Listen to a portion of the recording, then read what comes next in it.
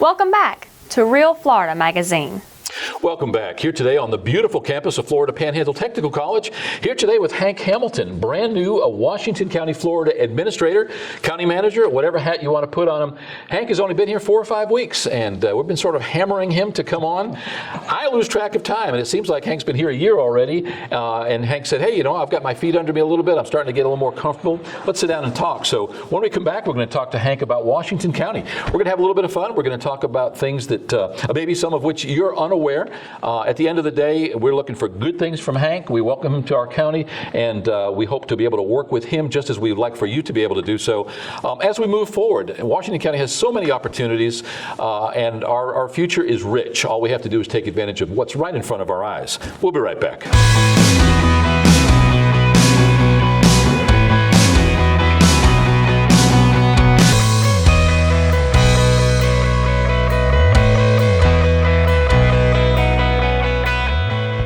Welcome back. As mentioned, our guest today is Hank Hamilton. Thanks so much for taking the time today. Thanks, Paul. Thanks for having me. Your office, you're in the annex. You're just down the road, Yes. so it wasn't that long a drive. Yeah, I skirted right over. You have only been on board 4 or 5 weeks now. I think I met you at the Vance Theater when we did one of our That's debates. correct. Yeah. You had just come on, or you were just getting ready to come on at that time. Yeah. Let's start at the beginning first of all, and let's talk a little bit about you. I've got the luxury of knowing a little bit because we talked in the pre-show. Talk a little bit about Hank Hamilton, about your history, your service, and all of that, and bring us up to speed. Sure, you bet. So I spent 25 and a half years in the Air Force. Very fortunate to serve my country that long. It was a great time. I got to experience a lot of things. The Air Force and the military in general, the services teaches you a lot of things about leadership and management, and I was able to take advantage of that. So I was very fortunate of the assignments that I had, some of the skill sets that I learned, and have fun while doing that. So anytime you get to serve your country, it's a great thing. And so I was very honored to be able to retire out of the Air Force after 25 and a half years, and decided that I wanted to slow my pace down a little bit. It's pretty fast-paced being in the military. And we were very fortunate enough to find some property here in Washington County, and we were excited to move in, and was really excited about this job opportunity opening up. First of all, before I would forget saying so, thank you for your service. Oh, absolutely, our pleasure. There's no more noble deed than to serve one's country, and trust that I say that in all humbleness and honesty, that we truly appreciate that. Well, thank you. It seems just like yesterday that you started the job, but at the same time, it seems like you've been here a year. You have immersed yourself in the county. I met you first at the Vance Theater at one of the local political debates. That's correct. I see you everywhere. You're making that effort to be a part of that community, Sure. which is a very important thing in a small rural community like this. Washington County is a very large, arguably one of the largest, least populated rural counties, certainly in the Florida Panhandle, if not the state. What attracted you about Washington County, and why do you find yourself here today? That's a great question, Paul. It's what attracted me to Washington County is the natural resources. My wife and I both love to go outdoors and do the hunting and the fishing. So we really were looking for a place to settle down where we could take advantage of those natural resources. And God has built us a pretty nice playground, and so we're excited about being able to take advantage of it.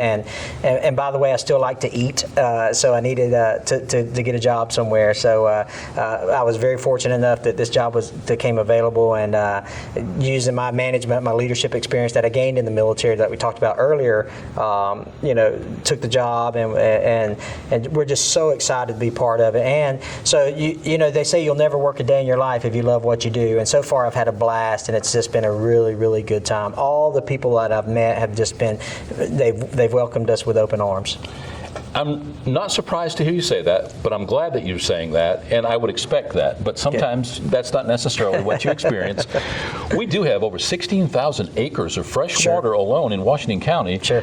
Pretty amazing. Yeah. The quality of life. It's a great place to raise a family. We've got a great school system. It's a great place to work. If you can't find a job or don't want to own a business in Washington County, you don't have to go very far. That's within correct. an hour drive. There's all kinds of metropolitan areas, or certainly more cosmopolitan areas. And then, again, as you point out, the natural resources, hunting and fishing, water sports, just a great opportunity there. Did you hunt and fish and I'll do all those outdoor activities while you're in the service? Oh, yeah, of course. So as I traveled all throughout the United States, being on different assignments, we were always members of hunting leases and hunting clubs and fishing clubs and things like that. And so we were able to take advantage of some of those resources in different areas. However, they didn't have just the small town feel that Washington County, that's a big draw for the county, is that this is a place where it's a safe place, right? And two is that you're going to be able to enjoy the resources that it has for a long time to come, because just how good of a steward that the county maintains the real estate here. So. It doesn't take but one fall night going to one of the local football games, Friday Night Lights, right. the rivalry between Vernon and Chipley, but the rivalry between Chipley or Vernon in all of the local high schools. This truly is a piece of that American pie. Absolutely. It's truly that what is the Norman Rockwell painting of a more rural America, but embracing the patriotism from Second Amendment rights on up, and all that is that small family life. It's one of those things where you can mess with me, but don't mess with my friend or my family. Right. And our family values are huge here.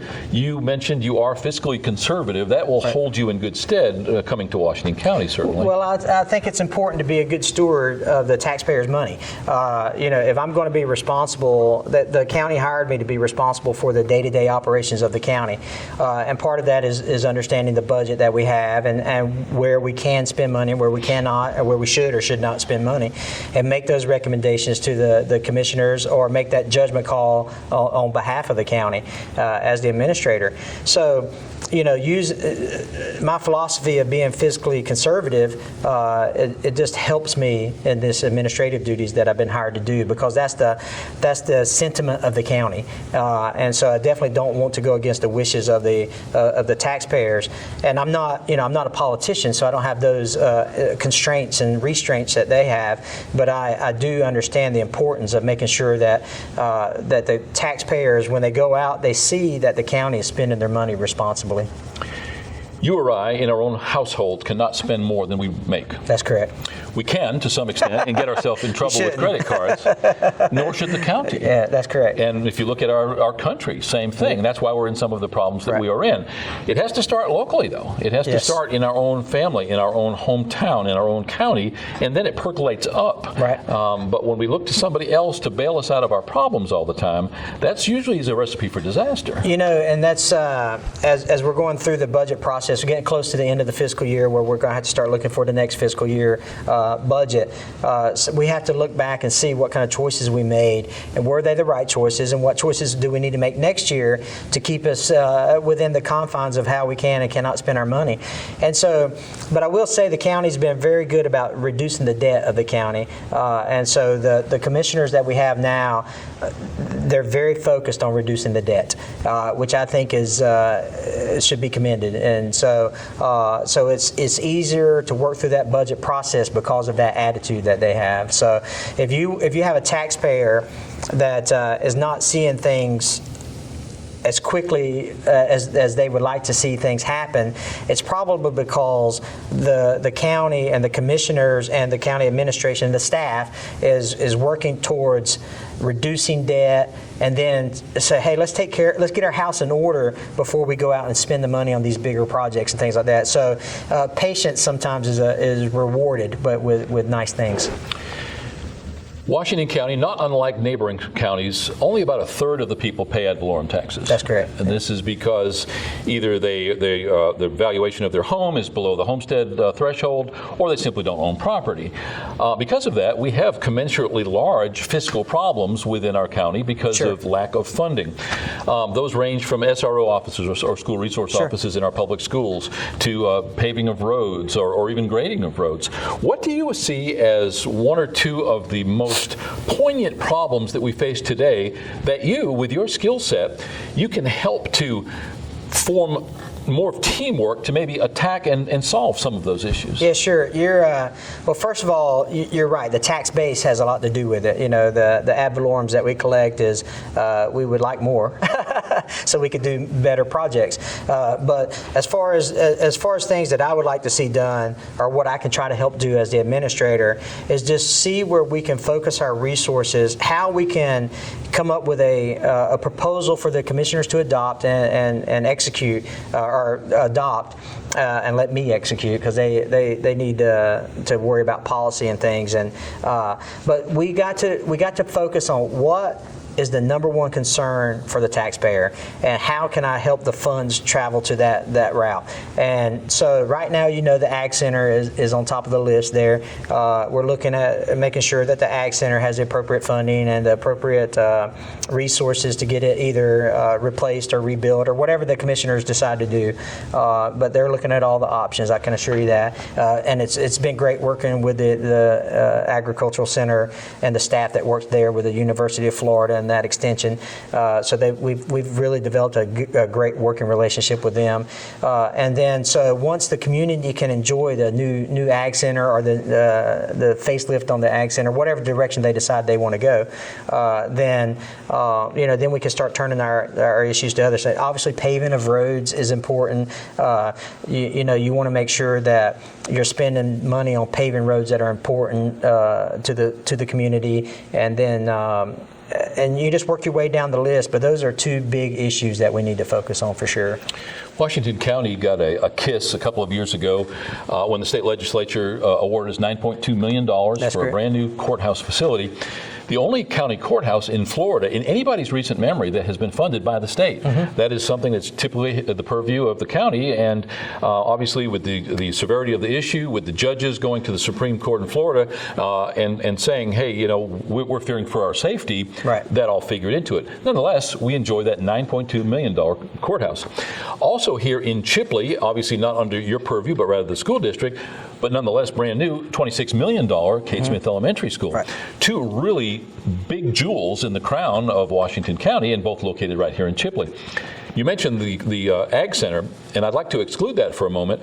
What do you see as maybe one of the next big capital improvements on par with those that we may want to start planning for?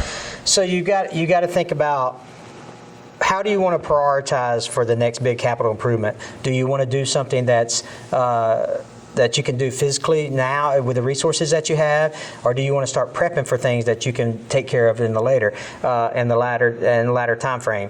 So, take for example the library, the Chipley Library. It needs to be expanded. If that's on the commissioner's radars or not, we haven't had discussions about that. But we can start making steps now to prep that, either through how we plan for land acquisition or how we plan for just expansion of the building. If we're going to expand remodel the building or whatever the case may be, there's a lot of kids that use that library here in Chipley, and so that's that you may not see you may not want to deal with it as far as devoting money to it like this year or next year or whatever, but you can definitely start making plans for 5, 6, 7, 8, 10 years down the road to get that replaced. And I think that's what you have to do with most of your capital improvement is, hey, like the courthouse, for example, we know we've got this courthouse and it's going to last us 30, 50, 100 years or whatever the case may be. That don't mean we don't start planning for the replacement of that a couple years down the road. So, just because it's a new shiny penny, so to speak, that we shouldn't plan on making the next one. So there's a lot of things that we need to do in the county as far as some of the buildings and the structures that we need. But we have to approach it in a manner of, what's the return on investment for the taxpayer? So do we want to invest in a Band-Aid to fix this particular facility, or do we want to wait and hey, can we hold out for another 6 months, 12 months, 18 months and replace that building and get the taxpayers a little more return on the investment? So, and those are things that me and my staff will evaluate as we look at some of the structures that we own, some of the property that we own and things like that, because you want to make sure that you do all your homework, all your research, so that you present to the commissioners the most well thought out plan that you can. And here's option A, here's option B, and here's option C. And then ultimately the commissioners will decide what they will want to appropriate funds to. I'm glad that you mentioned the library, and you mentioned a lot of kids using it. Actually, many adults use it. You know, Sure. they have public terminals in there. Many people don't That's have right. internet Yeah. access at home. Many kids have to do online testing or studying. They can certainly go there. Did you know that right now you can go to the library at once, register, and get a subscription for free for online books? And if you've got a Kindle or any other device, iPad, iPhone, Right. you can actually download those books and read them on your own, and never ever have to darken that doorway again. You can actually even renew old books online, and you can renew your membership online. Never go back, and yet that's totally free, courtesy of the library. Yeah, you know, and we would hope that they would go out and subscribe to Real Florida Magazine and things like that. Well, we're actually making that available for free. Okay. All you have to do is go in at Javier's or one of the other restaurants. So, but no, you're right. You're totally right. It's a huge resource for the community. You know, not only in Chipley but in Vernon as well. So, and the other libraries that we have. So. It's important. It's important that the community takes advantage of those resources that the county's providing for them, either at no cost or at little cost. So, Renee Roundtree, who heads up the library system, super person. She comes on regularly, lets us know what's Oh, good. going on, Yep, yep. and because part of her effort is always up against a brick wall as far as funding. Yeah. The state keeps cutting back those funds that course. go to it. So it's her job to make people aware of their needs. But you know, there is a branch in Wausau, in Ebro, and That's Sunny right. Hills, rather in Vernon and Sunny Hills. Right. Lots of opportunities. So even though printed books, just like newspapers, are becoming less important in our lives compared to electronic data, when the power goes off and you want to sit outside in the sun and read a book, guess what? That's You're going right. to be reading a physical book. sure. The opportunities afforded in Washington County, to me, are huge. As a private business owner, I see opportunity every time I turn around. The four-laning of 77 is causing some heartburn right now, especially in Wausau. Of course. But if you look at 79, they did the same thing. There's still people that are lamenting the fact that they tore down a lot of the old Vernon, frankly, Right. most of which should have come down. And you could use the same argument on some of it in Wausau. Okay. I get that nobody wants it in their backyard. Nobody wants that. Sure. But at the same time, that four-lane, look what it did for Vernon. You can now literally be at Pier Park Yeah. in 20, 25 minutes. Right. Once the four-lane is completed from 77, you'll be able to get to the Panama City Mall from Chipley inside of that 40-minute period. Right. So what it does for us, especially when it comes to the jobs market, it's amazing how many people leave here every day and come back every afternoon working up to an hour away and Right. are happy to have those well-paid jobs. Right. We lament the fact that we don't have enough jobs or more jobs here, but frankly, I'm happy when Holmes or Jackson or Bay County gets a new business, even Southeast Alabama. Well, you've got to be a team player. You equate it to being a football player. I could play for the Carolina Panthers or the Dallas Cowboys, but we're all playing football. So we all are Floridians. Whether we're in Holmes County or Jackson County or Bay County or here at home in Washington County. So.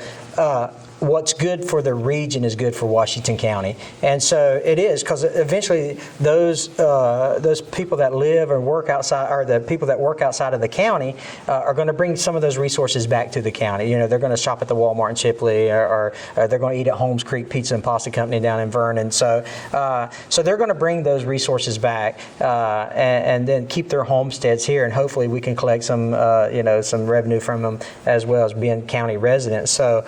You do. What benefits others benefits us. And so we have to formulate plans and comprehensive plans and strategies that include our neighbors, and so that they can help us and we can help them and we can all benefit from it. High tide floats all boats. That's right. And I think that when we have economic heartburn, city limits and county lines tend to go away, and we think more globally. And that's almost become a bad word when it pertains to worldwide commerce. But when it pertains to Northwest Florida, Right. or our 3 or 4 county area, Right. truly we are world citizens, because I imagine half the people go to either Holmes County or Jackson County every single day for some reason. Yeah, sure.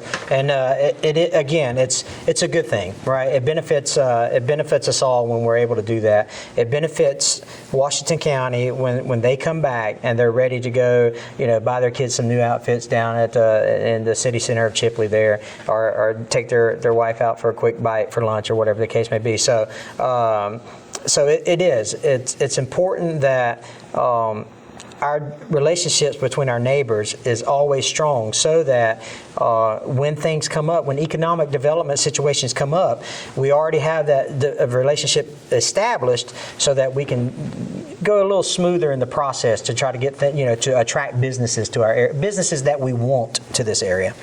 When we talked about capital improvement, we've got a $9.2 million courthouse.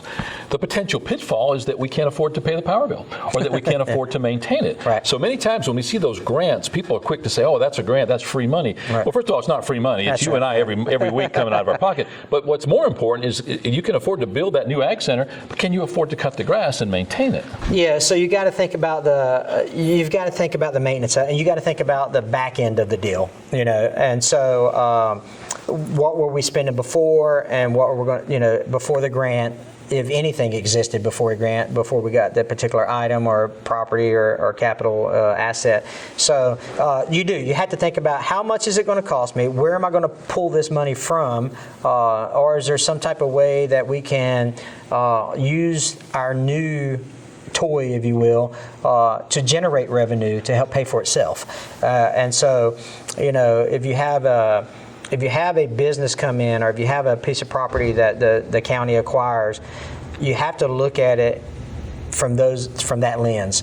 What am I going to do to pay for it after the free money runs out? And then how am I going to change my budget to reflect that? And so as you're making changes to help offset that, you also look for ways for new revenue. How can I get some type of new revenue funding to help me offset this cost that now I've incurred because the free money has run out? And so there's ways to do that, and you take those ways and you present it to the commissioners, and they make the decisions that they think that is best for the county. So. To my way of thinking, user fees are the fairest. Mm-hmm. Not too long ago, within the last couple of years, we had a referendum for the half-cent sales tax here in Washington County to fund what are unfunded mandates by the state. Right. The state is telling us we must have this connectivity in our schools. We must have this online testing. Right. And yet we can't afford to bring in that bandwidth, and that half-cent sales tax, which was subsequently defeated, was to pay for that. Right. What do you see, and I'm going to put you on the spot here, Sure. What do you see as our opportunities to be able to, again, presuming the premise that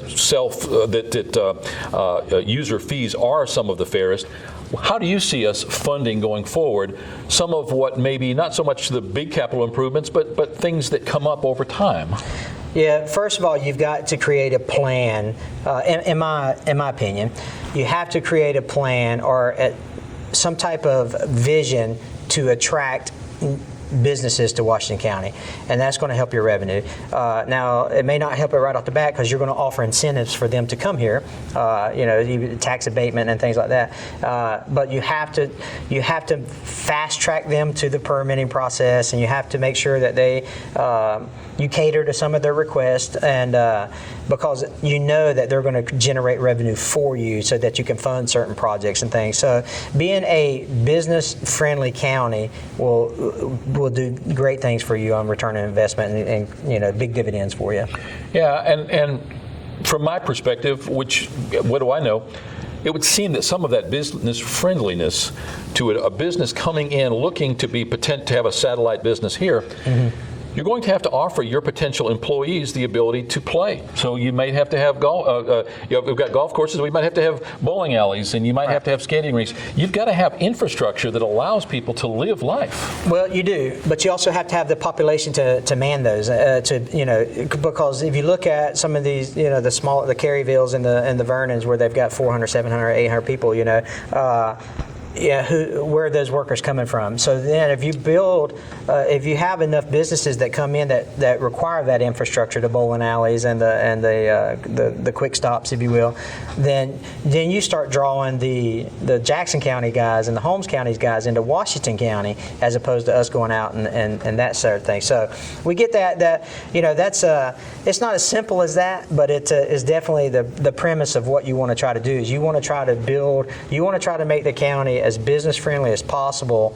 to the businesses that you want, that Washington County wants, because not all businesses need to be in Washington County. And so you need to make sure that you make sure that you make business-friendly decisions so that jobs come to Washington County as opposed to leave to go to other counties. So, as someone who's self-employed myself, I firmly believe that the market regulates itself. And when Washington County will support a bowling alley, we'll have a bowling alley. Yeah. Because there's somebody out there right now saying, you know what, I'm in the bowling alley business, but they're not ready for it yet, and I won't be able to make my nut, every month doing that. That's right. Just like many businesses come and go on a regular basis. We do have the fortune right here, especially in Chipley, of having a true downtown. And it's very unusual for a town as small as Chipley to have as robust a downtown area. That really goes a long way. The historic aspect of it, the heritage and the culture aspect of it. That's beautiful. That ability to walk around during Christmas time with all of the lights. Right. What are your thoughts on that? Yeah, it's huge. It's important because we talked about earlier the small town feel. Well, it is a small town, right? So that's businesses also look for intangibles like that, and so that may be a deciding factor of why they want to put their business here.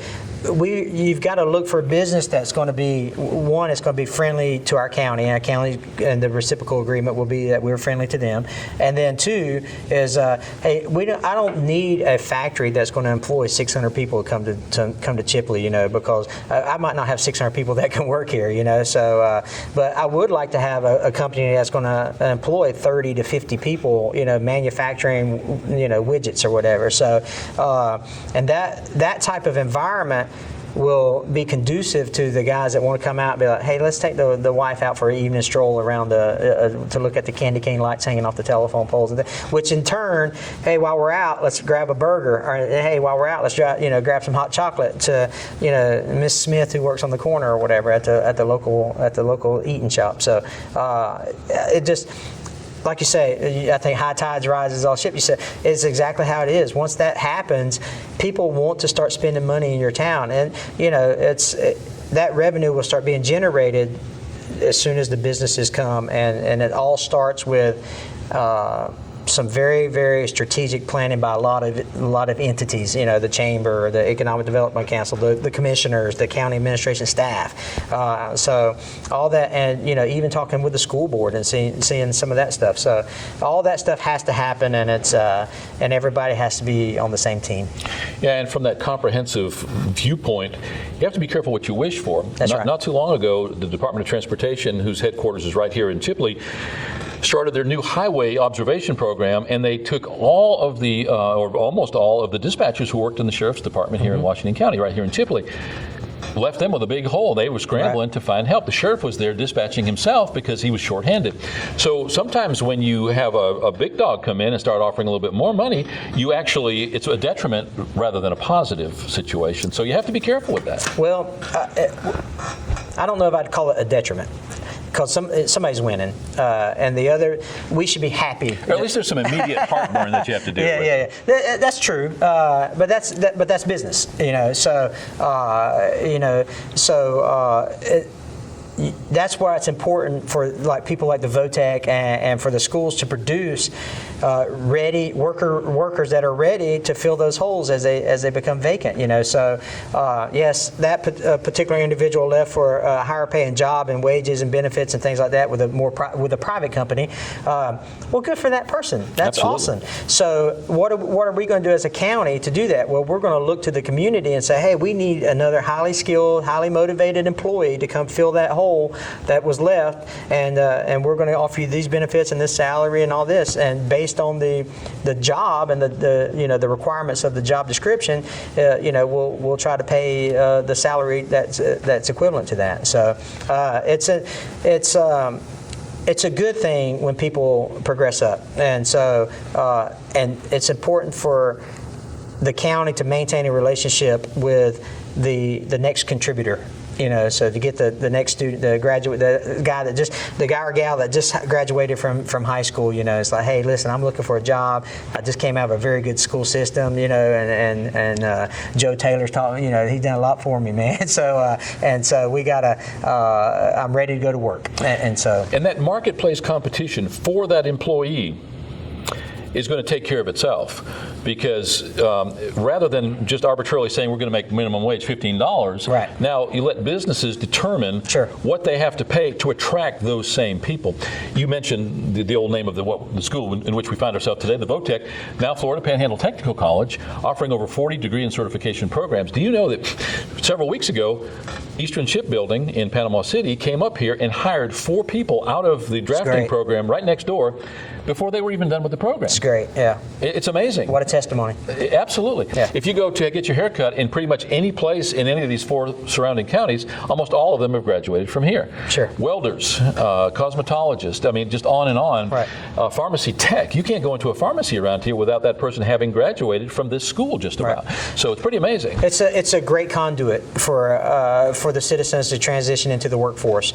And so as we rely more and more on the school system and the college to produce the workers, it's going to be very important that the county expresses what their needs are. And so, hey, you got the school system. We're going to be needing some grader operators, and we're going to need some computer specialists, and we're going to need some people that know human resources and things like that. And so, we can help formulate how they can guide the path to some of these sharp students that graduate and are looking for a job as soon as they graduate, and then the county can say, oh yeah, we've been watching this, and this is the caliber of employee that we want for the county.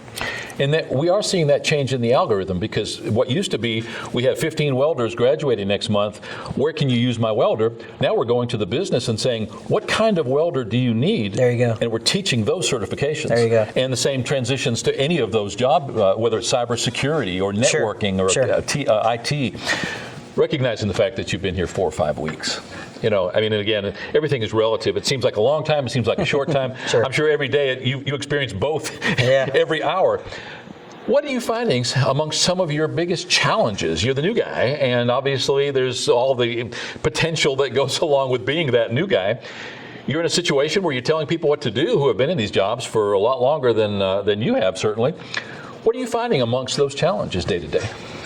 Well, one challenge is, how am I going to clean out the desk that has 1999 papers in it everywhere? I'm looking at all this stuff, so now I'm messing. But the one challenge is understanding the history and some of the politics that went into the decision that was made of why things are the way they are now. And so if I'm going to go in and I'm going to make a decision or recommend a plan to make a change, I need to understand why it is like it is. And so talking to everybody that I can talk to about that particular situation is like, oh yeah, well this happened back in 2 years ago, and this is why we made this change. And so understanding those intricacies will help me formulate a better plan. Some will be not as important as others, and so you have to think about the past, but you also have to think about the future. And so you have to weigh those and say, well, I can see now why they made that change. At the time, it seemed pertinent, but now not so much. So let's make this change to do it this way. And then run those options by some smart people and figure out whether or not it's a good choice, and then finally present options to the commissioners if this is a commissioner type of policy decision to be made. So I have a lot of latitude as the county administrator to make certain decisions on organization and things like that. And so it would be very foolish of me to go in swinging a big stick, so to speak, and saying, hey, we're gonna make this change, and this is the way we're gonna do it because I read it in a book somewhere. So you've got to be able to apply real life principles to it, and you've got to be able to research it and talk to the people that know the history of why things are the way they are, and alert you to certain pitfalls if you go a different direction. So some pitfalls you can handle, some you can't. You've already answered the next question to some extent, and obviously hunting and fishing and the natural resources and just the great people and everything that we enjoy here. What are you finding are some of the things that you're liking the most? What are you really enjoying about, especially the new job? I like the people. First and foremost, I like the people. I have such a good time at the annex. We're always laughing, joking, having a good time because you've got to like where you work, you know. And so, you know, I hear about the morale's bad, the morale's bad, the morale's bad. Well, I think it's important that the morale gets good, you know, if you will. So, and we're making this change, but it takes a little bit to change a culture, you know. But man, we're always smiling and we're always having a good time, and while we're making sure that we take care of business. And so I'm getting out and I'm looking at some of the departments that are geographically separated from the annex, you know, the public works, the recycling, the animal control, emergency operations centers, those guys. And making sure that they know that I appreciate what they do. And so that's been the most rewarding part of the job so far. The most enjoyable part of the job has been interacting with the people every day and the citizens of Washington County. So, you know, just to go out and talk to somebody about what they think needs to be done in the county. I love hearing that stuff. You know, it's important to me because that helps me formulate plans to present to the commissioners. And, you know, if the commissioners come up and say, hey, we want to go this route, I can say, man, I've talked to 15 people that don't want you to go that route. You know, kind of give them keep my finger on the pulse of the community. I can help my commissioners out because ultimately they're the ones that direct the direction of the county. You know, they'll dictate the direction of the county. And so, so that's been my favorite part by far is interacting with the people. It's been awesome. I'm a people's person, and it's just been so much fun. And everybody I meet has, you know, given me a firm handshake and a pat on the back, and I've enjoyed it greatly. Do you operate an open door policy there at the annex? I do, with a caveat. Of course, if anybody has an issue, they can come see me. It would behoove them to get an appointment. You know, I found out that I'm a very busy man. I've got a lot of appointments, and I have to entertain a lot of schedules. And so, but it's in the best interest of the county that I'm doing the things that I'm doing. So, or we would miss some things. And so, if a citizen or an employee needs to come talk to me, it's my door is certainly open. But you may or may not catch me, so it's probably a better idea to get an appointment. So. You are there in the annex here, not very much longer. You're going to enjoy a little bit more elbow room and a little bit less clutter when the new courthouse is finished and all of those offices that have been relocated to the annex are moved. I would imagine you're looking forward to that and being able to maybe spread out a little bit and maybe do more with the space with your staff. Yeah, so we bought skateboards. So no, we are. We've already we discussed. As a matter of fact, we discussed the office layout today. And so, but we're working with Mr. Naker and Mr. Carter and Ms. Rudd about how we're going to utilize the space and be as efficient as possible. You know, because there's some rewards that we're going to fix. We're getting ready to reap because of the, you know, being fortunate to move into the new courthouse. So we're going to have some more real estate, and and working with the tax collector and the property appraiser and the supervisor of elections, we're gonna lay out a plan that benefits all of us. And there's plenty of room. There's going to be plenty of room. You haven't been in Judge Chris Patterson's office yet with a tape measure trying to figure when he gets the idea, you're trying to figure out what you're going to use his room That's for. That's right, yeah. Well, the interesting thing is we are losing Chris to Holmes County. He's going to be working out of Holmes County. That's he won't be working in Washington County anymore. Have you gotten a chance to meet and get to know Chris at all since you've been here? No, I sure haven't. No. Before he leaves and before it gets too far along, for what it's worth, take a few moments and see if you can't spend some time with him. Sure. Just a great guy. Yeah, we've briefly, it's just briefly in passing, we've said hello to each other. Yep. Yeah. Thank you for what you bring to the table. This is a hot seat job. There's been history in that position. I think much of it is caused internally, and I think that we needed somebody to come from without, and somebody who had a breadth and depth of experience such as you have. You bring that military bearing. You certainly bring the planning and the forethought and the doing things by SOP. Have you found that some SOPs were maybe needing attention or non-existent, and you were able to maybe help that situation? Yeah, yes, for sure. You've got to think about about, like we do, how we're going to do our inventories for our vehicles, how we're going to do our invoice processes. So I got to work with the public works guys. I got to work with Miss Bell over at the clerk of court, and so thinking about, I'm like I said earlier, I'm assessing, I'm absorbing this stuff, and then recommending, getting my thoughts together and thinking maybe if we did it this way, we could eliminate this particular delay or this detour that we may have to take. So, and then presenting those ideas to the pertinent people to talk to about those ideas. But yeah, there's some efficiencies that you're going to need to be gained in the operating day-to-day activities of the administration, the staff, the commissioner staff. So, but we'll get there. We'll slowly but surely get there. So we've got a lot of people on board with some of my ideas already, and as far as staff members and commissioners, and so.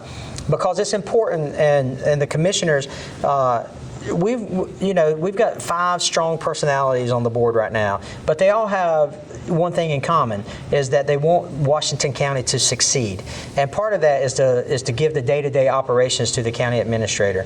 And so, as they gain more trust in me, and I earn that respect from them, then they'll relinquish, let the leash out a little bit more, So, and you shouldn't. And rightfully so, they shouldn't give it away so soon, so to speak. So, but they are, if I prove my worth in salt, then they're going to allow me a little greater flexibility to make bigger decisions and things like that. But that's something that I have to earn from them. I have to, earn their respect, and so I'm fortunate enough to where I've got a great working relationship with all the commissioners.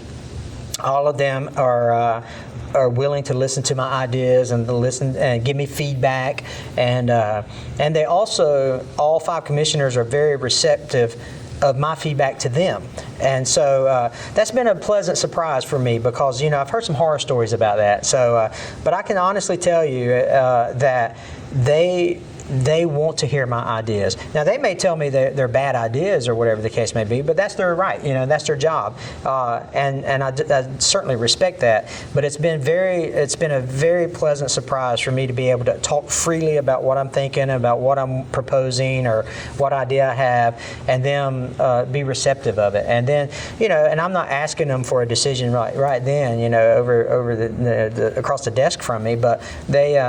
They'll take on it. They'll chew on it for a little bit, and then we'll discuss it a little more if need be. So, I'm thankful for the personalities on the commissioners board, or the board of commissioners right now. So, because it's important that you have strong personalities on the board of commissioners, because you want the constituents need that for things to get done in the county. But it's a double-edged sword, isn't it? So you're going to get some gridlock sometimes. But in the end, at the end of the day, they all want what's best for Washington County. And so now part of my job is to give them options and opportunities to either go this way or that way, and then choose what they think is best for the county. Well said, and thanks so much for taking the time. Hey, thanks, Paul, for having me. Yeah. I'd like to give you an open invitation. Thank you. Come anytime you like. I'd like to see you come several times a year at least. Bring us up to speed. Talk a little bit about what we can expect to see, or maybe what we've seen, maybe an opportunity for you to explain to our constituents exactly that, and kind of give them that behind-the-scenes look. I think that people really appreciate absolutely more than less information. Yeah. And being underinformed, sometimes you just, being in the dark, like a mushroom, is not the best thing, because we automatically suspect the worst. And by explaining to people what's going on, I think it's good for everybody. Well, and it is, and it's important that we are transparent, because it's their money. It's the taxpayers' money. Thanks again. Hey, thanks, Paul. Our guest today has been Hank Hamilton, the not-so-new county administrator here in Washington County, on board now for just a little bit over a month. The opportunity to hear from Hank on a regular basis is exciting to us, certainly. Being able to get that first-hand, first blush in many cases, reaction to, or maybe plans of what we can expect to see or are seeing here in Washington County. Again, more information is always better, and we hope you as a viewer get something from this show. I know that we learn something from every show. Look forward to Hank coming again and again as time goes on. We'll be right back.